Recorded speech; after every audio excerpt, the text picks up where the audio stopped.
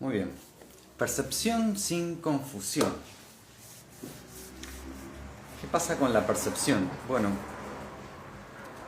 hay formas, incluso técnicas, para eh, liberar un poco, descondicionar la percepción para percibir enseguida otras frecuencias, por decirlo así. Y eso yo no lo recomiendo para nada. No lo recomiendo sin un orden. ¿Qué es lo que pasa?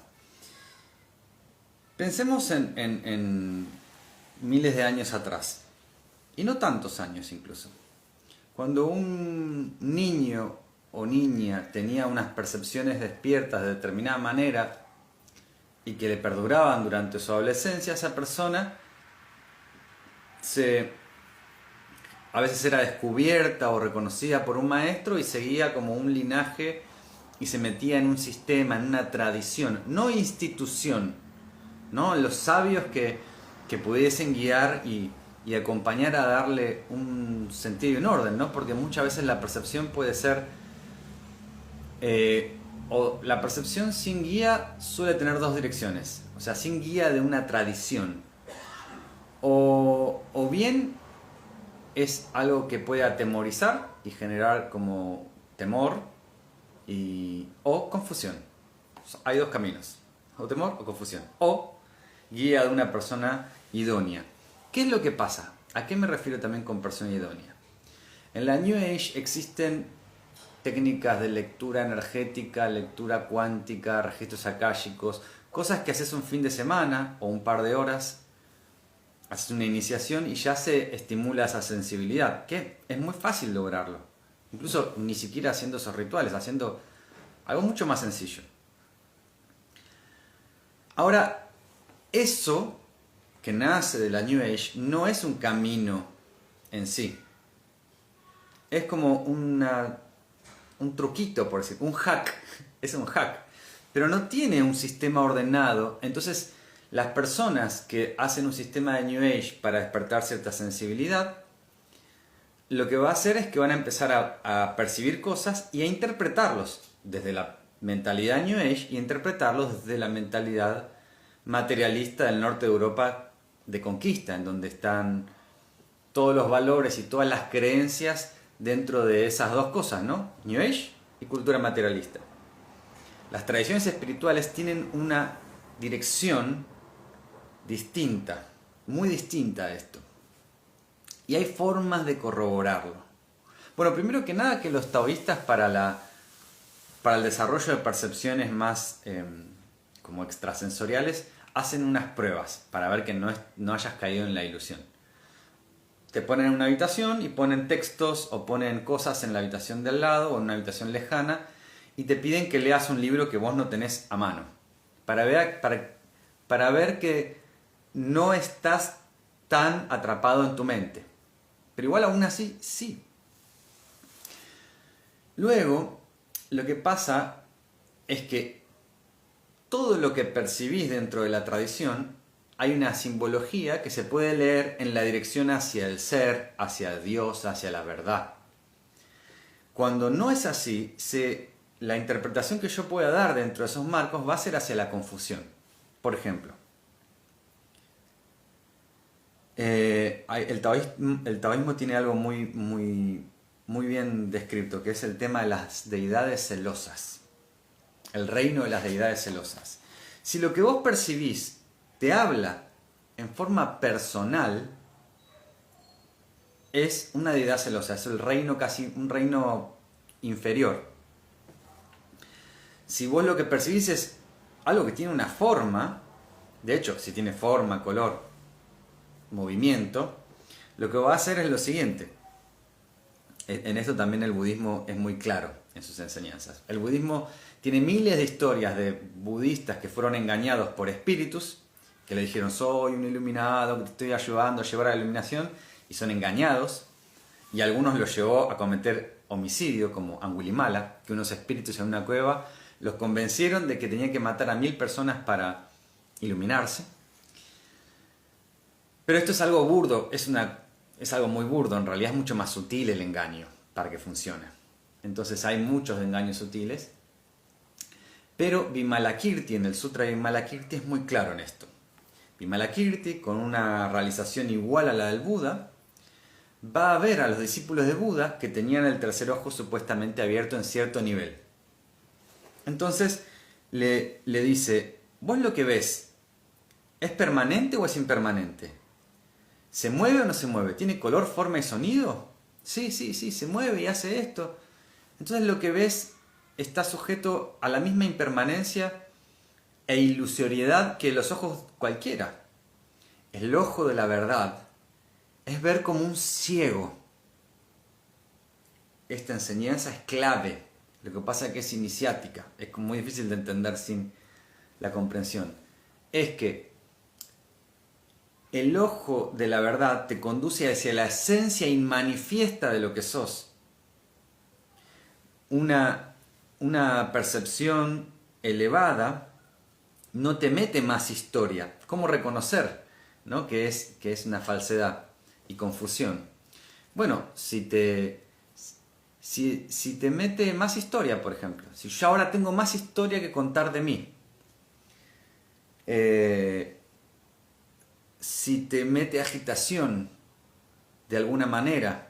Si te pone en un estado de no, ¿y esto cómo puede ser? Si te pone en ese estado. Si te da emocionalidad también. Y te despierta como esto de que esto es algo personal. En todos esos casos se reifica, se cosifica más el yo.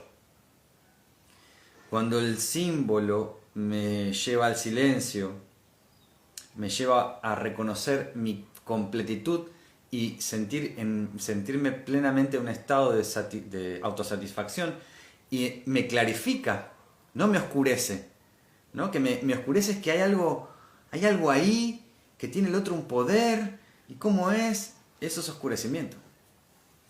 Te recupera, te devuelve tu autoridad, no te la quita. Bueno, hay un montón de signos, ¿no?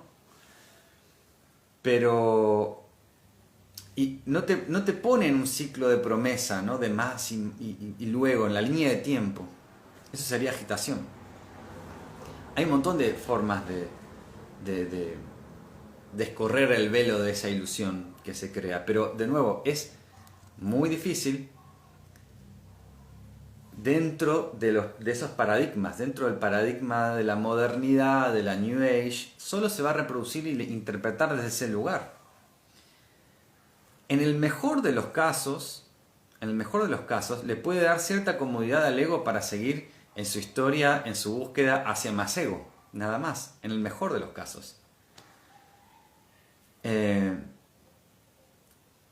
Por eso es la importancia también de los sistemas de cultivación. Un sistema de cultivación tiene, por ejemplo, preceptos en el nivel más bajo.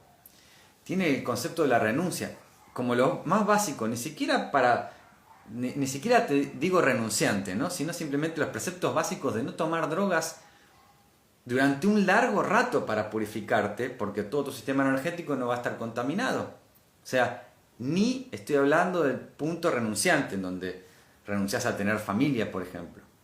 No, estoy hablando de un nivel aprendiz. Preceptos de ganarse la vida honestamente, de no tomar intoxicantes, de no ir hacia trivialidades. Bueno, preceptos muy básicos, ¿no? De honrar a los padres. Esas cosas básicas. Y luego, en eso hay un camino gradual de cultivación. En algunos una vía más directa y en otros un camino más escalonado, pero hay una cultivación para estabilizar la mente que estaba totalmente en un carril, en el carril de cómo se desenvuelve la cultura que te dice quién sos, qué son las cosas, qué es el éxito, qué es lo que hay que hacer, y vas hacia otro carril que te lleva en otra dirección, que es hacia la verdad de lo que sos, o hacia Dios, o hacia el Tao, o lo que sea, como quieras llamarlo, pero de nuevo, desde la clarificación, desde la claridad. de las sensaciones. Las sensaciones fluctúan continuamente. En hipnosis esto puede ser utilizado con un concepto que se llama convincer o convencedor. Presta atención ahí, a tus pies. Esa sensación nueva es que está pasando algo especial. Bostezaste, significa que se está moviendo esto otro, ¿no? Esta asociación de significados, se movió mucha energía. Siempre se mueve mucha energía, pero la atención no va ahí hasta a no ser en momentos en donde se fije, donde se vuelva especial ese momento, entre comillas. Entonces muchas veces en determinados ambientes medio espirituales se les presta atención a las sensaciones que fluctúan continuamente. Presten atención qué pasa cuando no sé, tres situaciones distintas que pasen. Me levanto a la mañana, escucho una noticia, tomo el desayuno. Hay un flujo de sensaciones que no notamos. Ahora, cuando les ponemos mucha atención y mucha importancia, empieza a haber una especie de asociación equivocada o asociación compleja con respecto a eso. Esta introducción la hago para hablar de cómo nos han quitado un elemento. La modernidad nos quitó un elemento que existía en la antigüedad en Occidente como el éter, ¿no? Los 4 elementos: tierra, agua, aire, fuego y éter. Y en el hinduismo se llamaba Akash. El Akash, el elemento primordial, la base sobre la cual el resto de los elementos existe. Primordial porque viene antes, porque no es una construcción o una dimensión más elevada, sino es algo que viene antes. ¿Por qué esto que parece poco importante, o con qué se relaciona el Akash? Bueno, en la ausencia de ese elemento Akash, hay una serie de malos entendidos que se pueden dar. En la serie y aparte del Akash, va a funcionar en la experiencia como el espacio ordenador.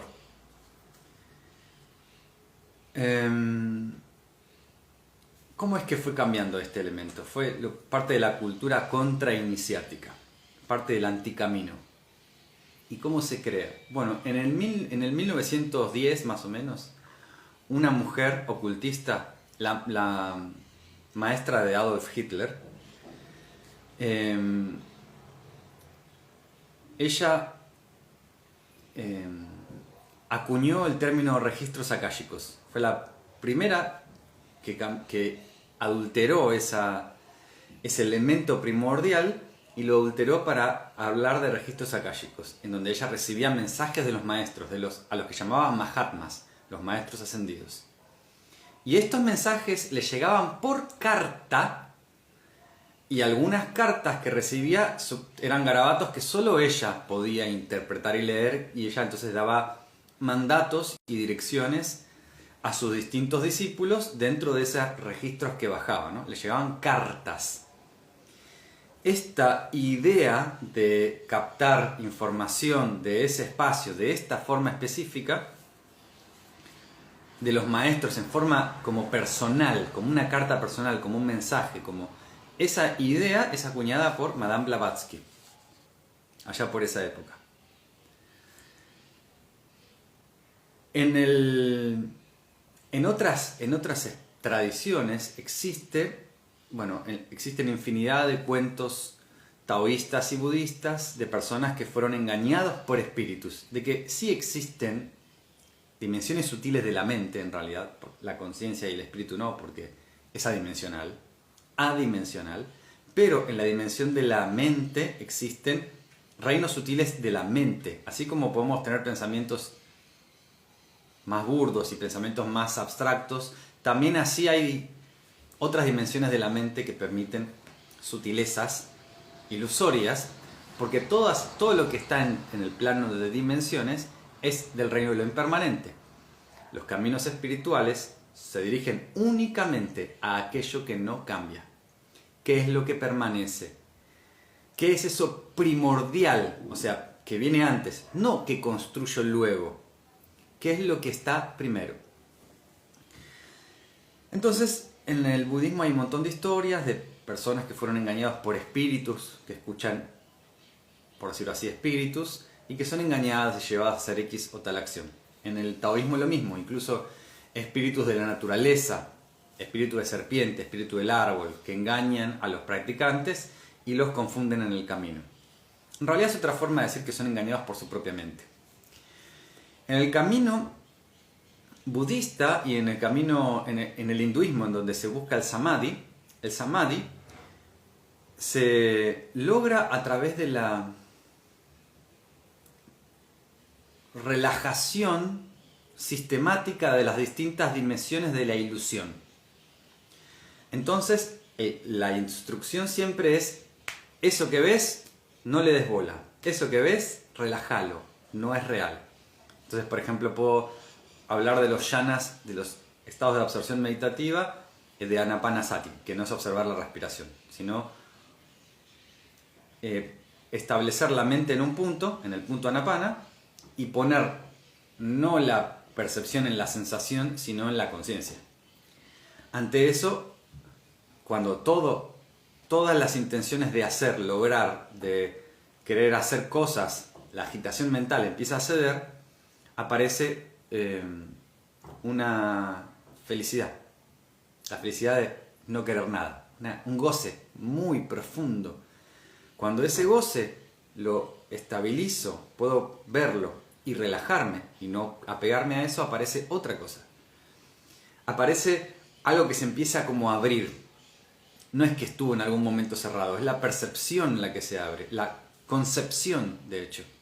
La concepción de lo que siempre estuvo, pero que la mente y los distintos filtros lo fueron distorsionando y creando todo un mundo de dualidad.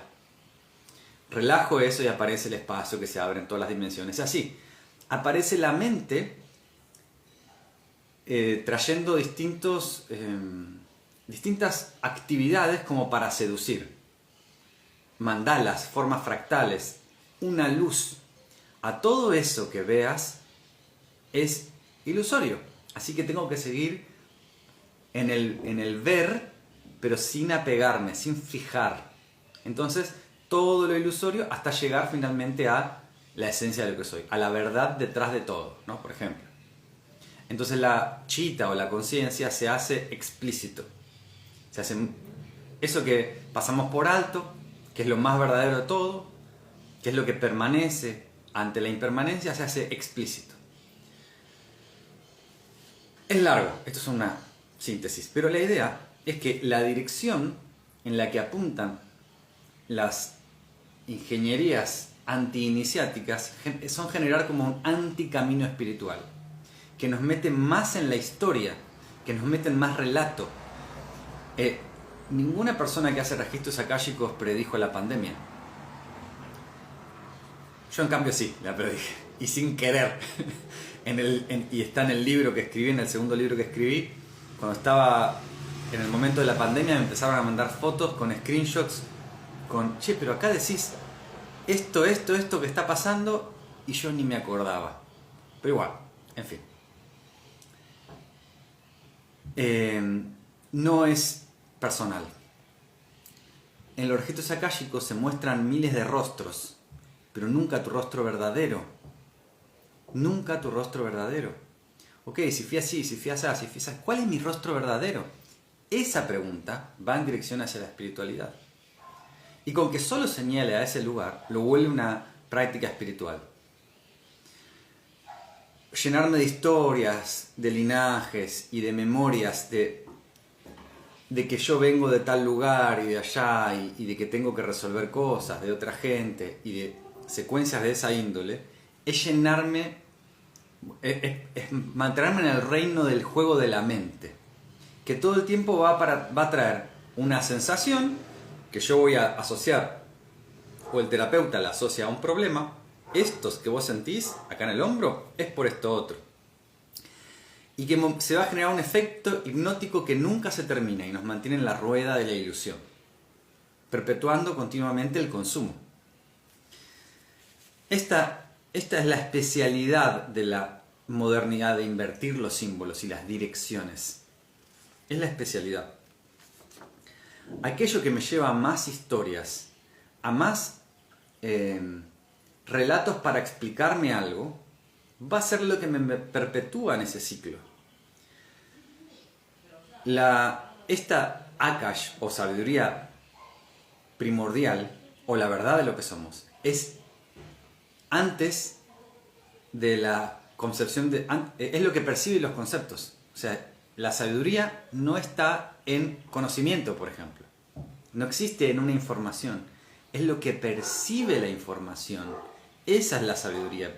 Cuando me lleno de relatos y explicaciones, esos son solo distorsiones.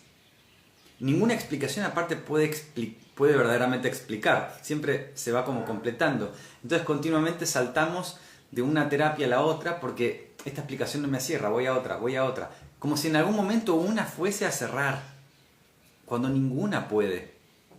Ninguna en el plano de la mente, de los conceptos, sino en el origen de la mente, en el origen de la atención.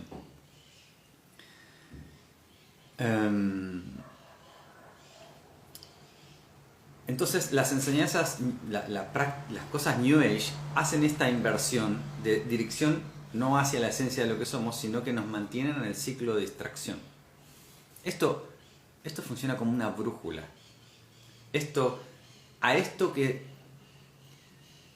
llegué me lleva solamente al juego de la mente de más preguntas y respuestas hasta el infinito. Pero en donde solamente me meto más capas de ignorancia, por decirlo así. Basta que me deje de contar ese cuento para que deje de existir. No puede existir sin relatos, sin palabras, pero la verdad sí existe sin palabras y sin relato. Esta es otra forma de dirección, ¿no? Por eso en el taoísmo se habla mucho, o sea, la meditación la nombran como Zhou Wang, ¿no? Sentarse y olvidar los nombres. Es lo que permite la verdadera Taidin, la verdadera gran escucha. Bueno, creo que esto es todo por hoy. El precioso nacimiento humano. El precioso nacimiento humano es una frase muy común en la cosmología budista, en todas las formas de budismo. En todas las formas, en el budismo tibetano,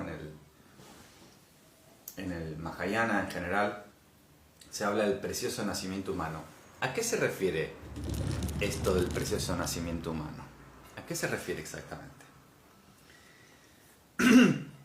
Bueno, se hablan de 6 reinos de existencia. El reino humano, luego el reino condicionado de los animales por debajo, en el que se mueve condicionado por instintos y reducido sus posibilidades a refugio, supervivencia, y hay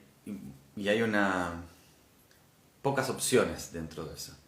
Debajo de ese reino está el reino de los espíritus preta, el reino de los espíritus hambrientos. Son los espíritus que quedaron por vivir en envidia, codicia, en ese tipo de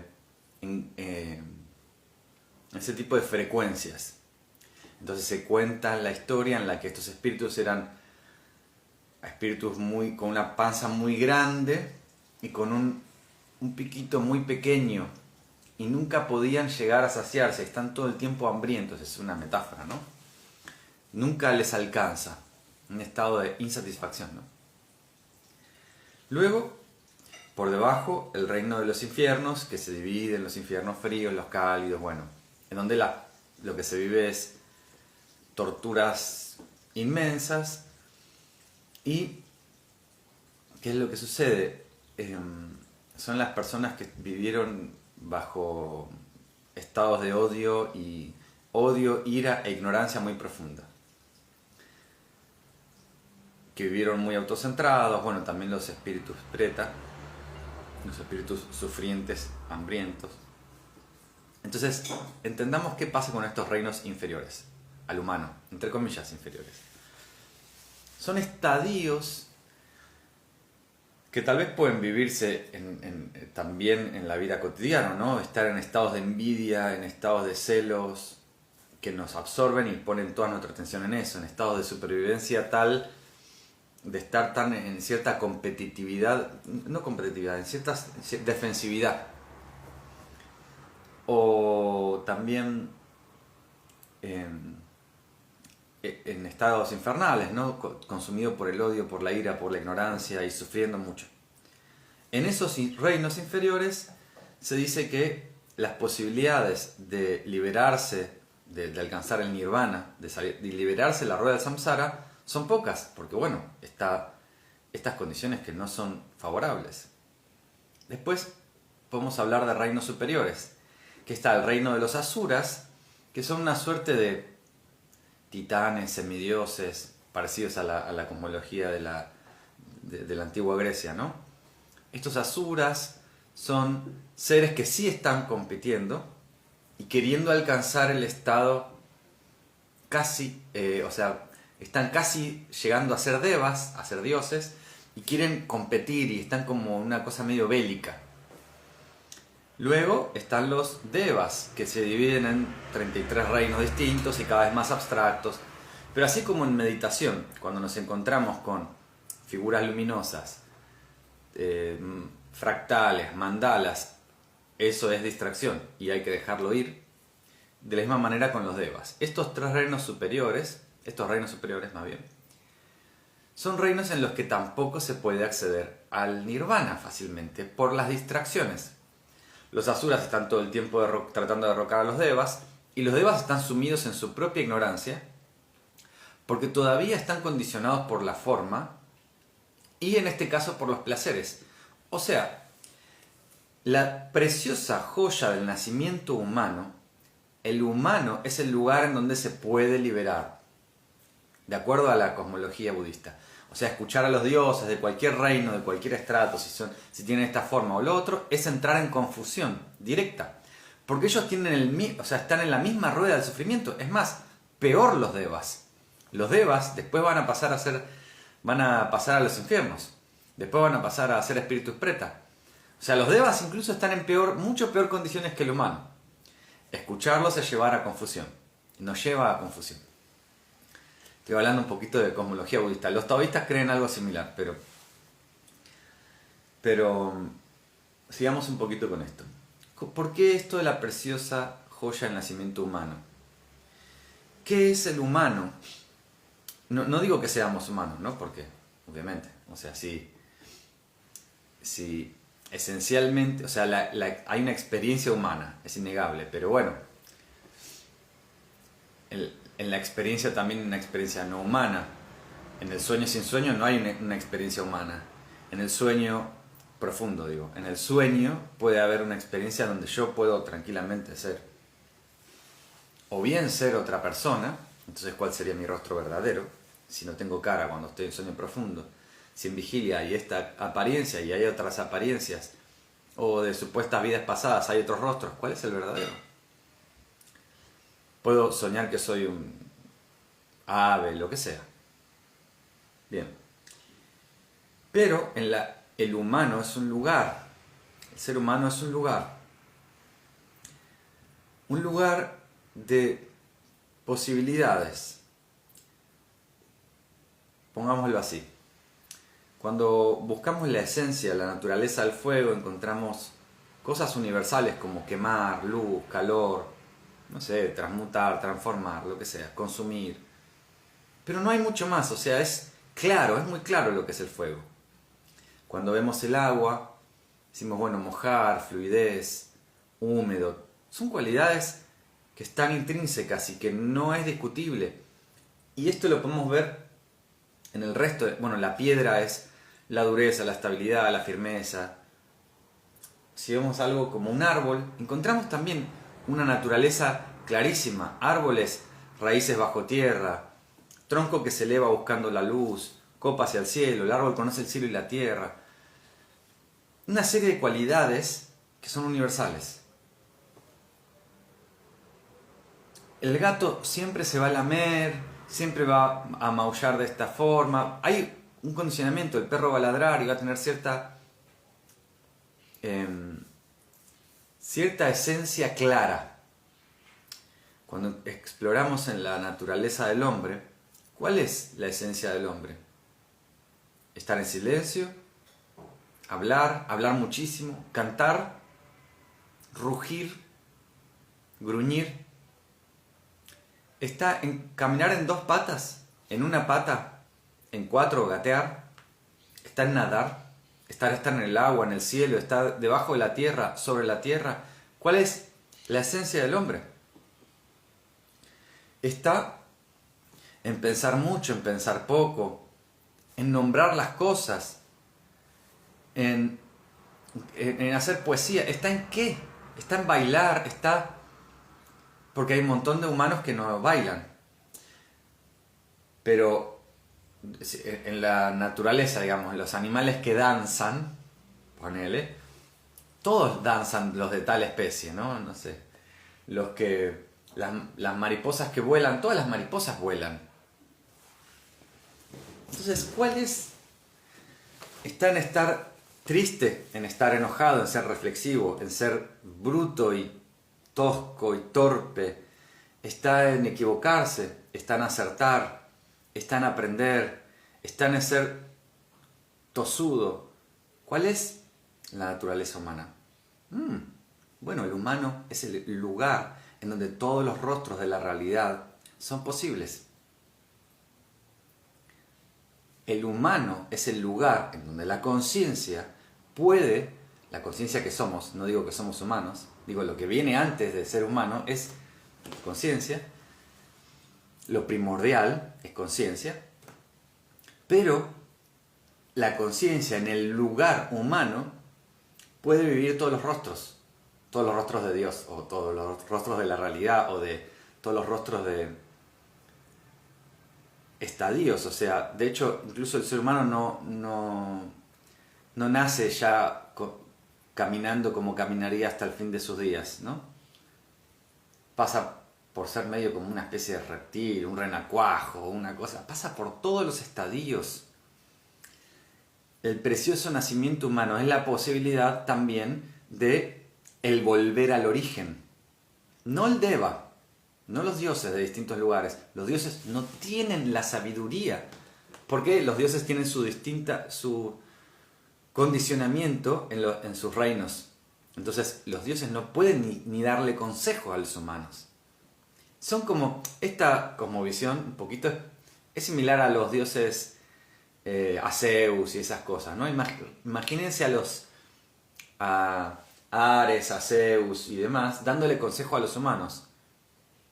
¿No? Se da cuenta que están en un estadio de más placer y más goce, pero no los hacen más sabios tampoco. Bueno, en la nórdica pasa un poco lo mismo, y en esta cosmovisión es un poco lo que sucede, ¿no? En la budista, en la nórdica, en la taoísta, con respecto a la relación de los mundos sutiles. Como los caminos espirituales no son en dirección de consultar a un dios, de consultar a un ser elevado, no humano, ni a un espíritu. O sea que esas son solamente formas de torcer el camino y entrar en confusiones. Es muy interesante, ¿no? Es muy interesante.